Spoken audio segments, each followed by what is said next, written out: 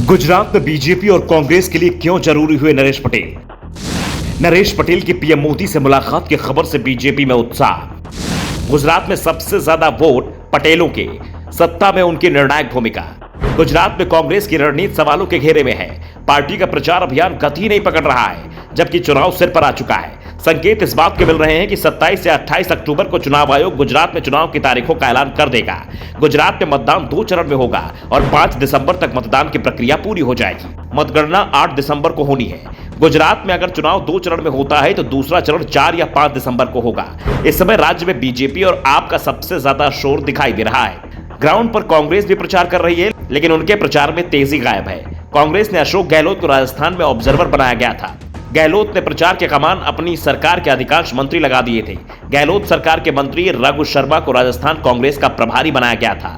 गुजरात में चुनाव प्रचार शुरू भी नहीं हो पाया था कि राजस्थान में गहलोत की सरकारी संकट में फंस गई।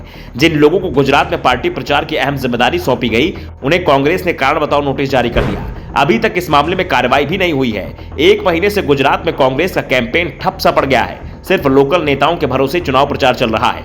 इस बीच बीजेपी तेजी से चुनाव की तैयारियों में जुटी हुई है। अमित शाह दावा कर रहे हैं कि इस बार बीजेपी की जीत सबसे बड़ी होगी। पार्टी 150 सीटों से ज्यादा पर जीत दर्ज करेगी। इसके लिए रणनीति बनाई जा रही है। पीएम मोदी के गुजरात के दौरे बढ़ गए हैं। अमित शाह ने तो गुजरात में कैंप ही कर लिया है। जेपी नड्डा भी गुजरात पर नजरें गड़ाए हुए हैं। दूसरी ओर गांधी परिवार से कोई भी व्यक्ति पिछले 1 महीने में गुजरात के दौरे पर नहीं गया है। 2017 में गुजरात में बीजेपी को पटेलों की जबरदस्त नाराजगी का सामना करना पड़ा था। इसलिए इस बार बीजेपी ने पटेलों की नाराजगी को दूर करने के लिए अपनी पूरी ताकत झोंक दी है। भूपेंद्र पटेल को प्रदेश की कमान सौंपकर पटेलों की नाराजगी दूर करने की कोशिश की गई है। पटेल आंदोलन का चेहरा बने हार्दिक पटेल को बीजेपी में शामिल किया गया है और अब पटेलों के सबसे लोकप्रिय चेहरे को भी अपनी ओर खींचने की कोशिश की जा रही है। पाटीदार नेता और खोडलधाम न्यास के अध्यक्ष नरेश पटेल के दिल्ली में प्रधानमंत्री नरेंद्र मोदी से मुलाकात की तस्वीरें सामने आई हैं। बीजेपी ने इस मुलाकात की पुष्टि भी कर दी है।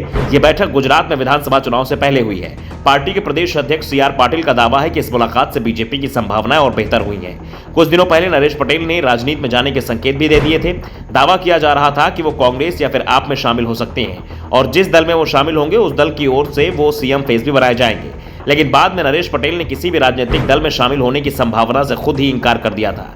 ऐसे में नरेश पटेल की पीएम मोदी से मुलाकात से संकेत मिल रहे हैं कि नरेश पटेल बीजेपी में शामिल हो सकते हैं। गुजरात में पटेल समुदाय की आबादी 15 से 20% मानी जाती है और हर क्षेत्र में इसका जबरदस्त प्रभाव भी माना जाता है। आमतौर पर पिछले 2.5 दशक से पटेल बीजेपी का वोटर रहा है। पिछले विधानसभा चुनाव में जरूर पटेलों ने बीजेपी को झटका दिया था, इसलिए बीजेपी इस बार कोई कभी नहीं छोड़ना चाहती है। वैसे नरेश पटेल को अपनी ओर खींचने की कोशिश कांग्रेस ने भी की थी।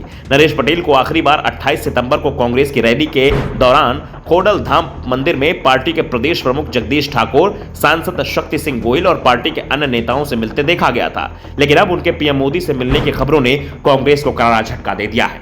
Bureau report, the Navdarpan news.